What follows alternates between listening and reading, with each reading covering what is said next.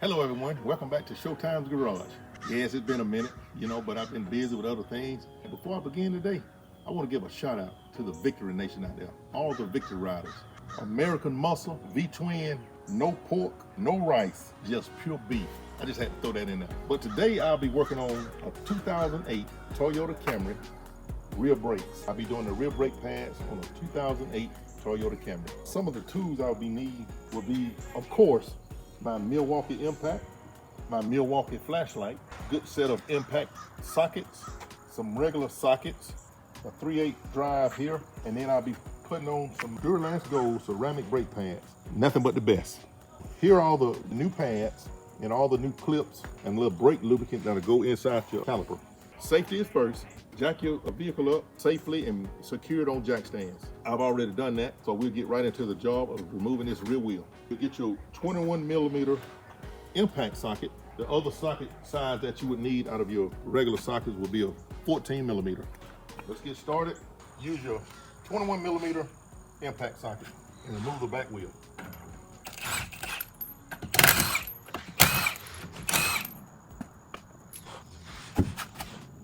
Then what you'll be having to use from that point will be your 14mm socket and 3/8 ratchet drive. 14mm, 3/8 ratchet drive. So you got your brake caliper here and your brake rotors. In my case, the brake rotors are in good condition. So I don't think I would need these brake rotors replaced or turned. I'm just gonna do the pads. Normally, you would remove the entire caliper. And if you want to remove the entire caliper, there are two bolts in here that you will remove to remove the entire caliper away from the rotor. You will need your 14mm ratchet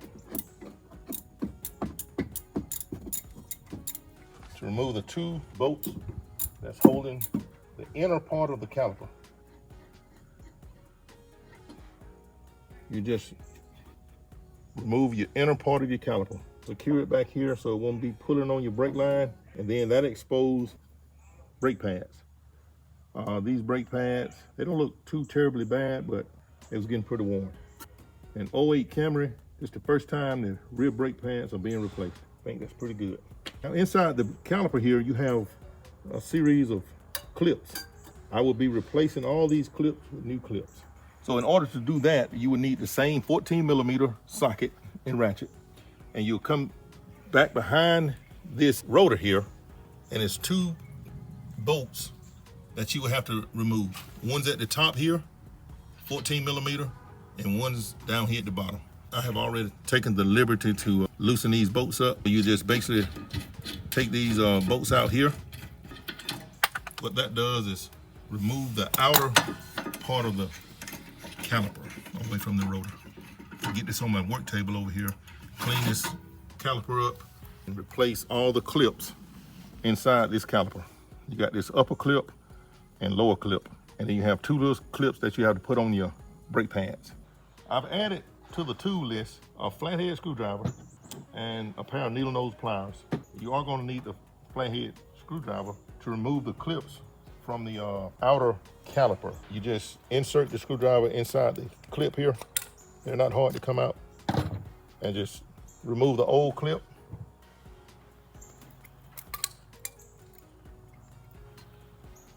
And these are just some clips inside the caliper that actually holds the brake pad in place. I'm going to clean this brake caliper up with some brake parts cleaner. You can choose any brand if you like. All of it works the same. In order to install the new clips, they simply go in reverse order of how the old ones come out. They're pretty simple. You just insert that tab here and push the clips in place like so. Just secure the new clips in like that.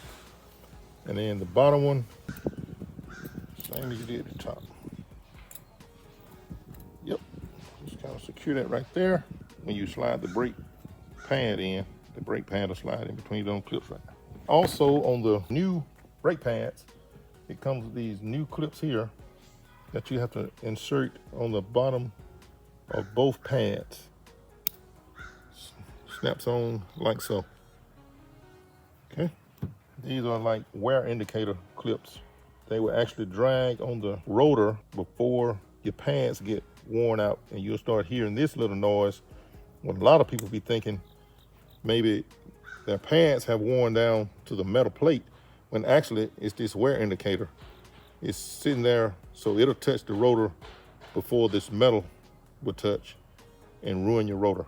So now you got those set up. Maybe take some of this brake lubricant, and you want to maybe put a little bit on the back of your brake pads to just kind of help some of that squeaking and vibration when you put on brakes. A lot of people put new pads on and the brakes squeak as soon as they get done putting on their new pads, and they be wondering why is that the case. And it's simply because probably didn't use brake lubricant.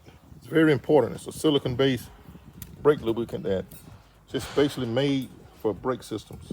And you can kind of just smear this on all the components and keep down some of the vibration. And it's also heat resistance. All the contact points. Very important also is to remove your caliper guides here. Caliper guide pins, you would just slide those out. You want to clean those off and use some of this brake lubricant. This stuff is really good for pretty much everything in your brake system. Recoat this caliper guide here with some new lubricant. It helps the caliper move freely. And you just reinsert that, and then you look at this little groove at the top of the caliper pin, you just hook that boot back over that caliper pin like that. That is very important, so your calipers can move freely when you apply your brakes. Same thing for this side here. Just remove the pin, clean off the old grease, the old lubricant, reapply some fresh lubricant.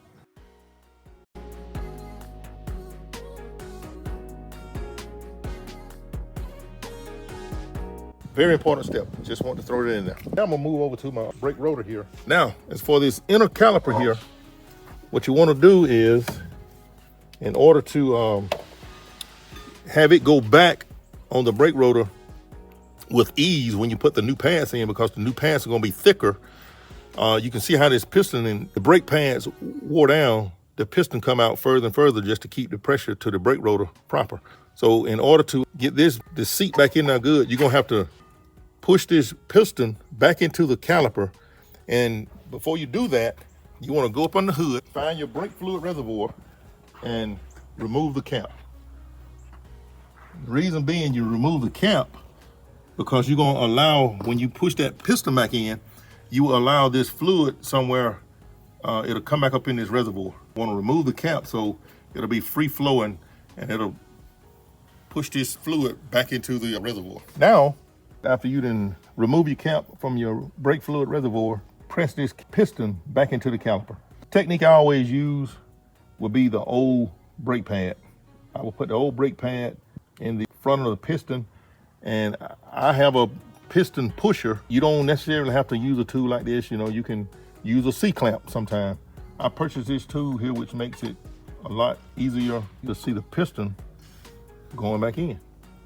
What's happening under the hood in that brake fluid reservoir, the fluid that was inside this piston is going back in this line and traveling back to the reservoir.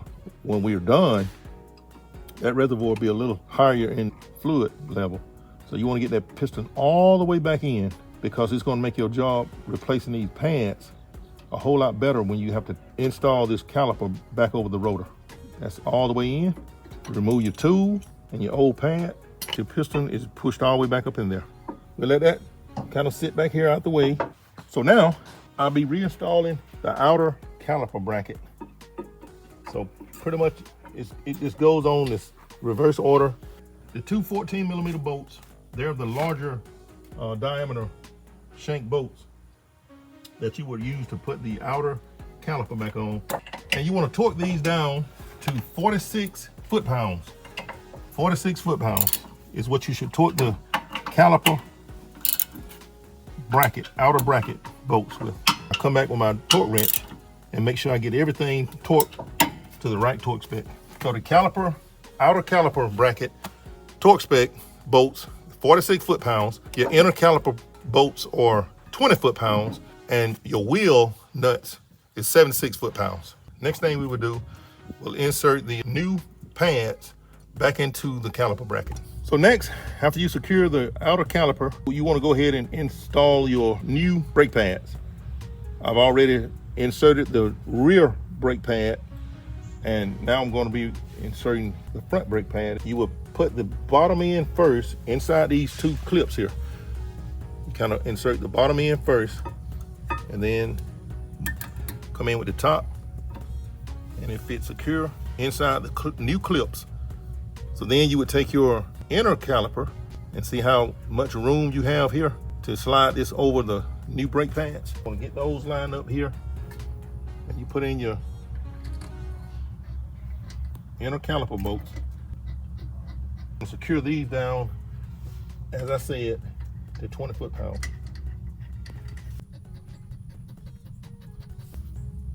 Get them snug down with your ratchet here. Snug them down to 20 foot-pounds. This job is done as far as replacing the pads and the new clips.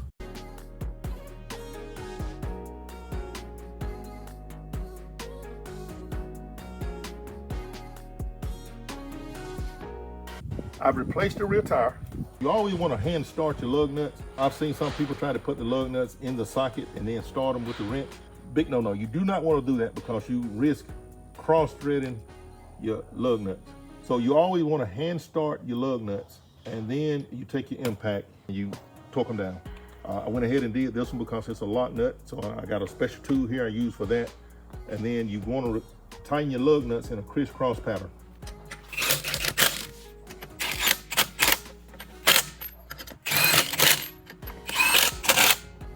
So from this point, what I would do, I would let the vehicle down off the jack, and I would get my torque wrench, and I'll torque these bolts down to 76 foot-pounds. Whenever you do a brake job, front or rear, you always want to replace your cap on your reservoir under your hood. And before you even move this car from where it's sitting, enter the car and pump the brake pedal 5, 6, 7 times until that brake pedal get hard. The reason you want to do that is because where you push that piston back, now you got that piston way up from the brake pads. And so if you were just to leave on that first stop where you would need to stop, when you press that brake pedal, it's gonna go all the way to the floor and you may have an accident. I will repeat this same procedure on the other side. I've done the front already. I did it about 2 weeks ago. My wife now has a complete brake job done. If you have any questions, feel free to leave me a comment in the comment section. Thank you all for visiting Showtime's Garage once again. Until next time, have a blessed day. And I want to end this video, Philippians 4:13.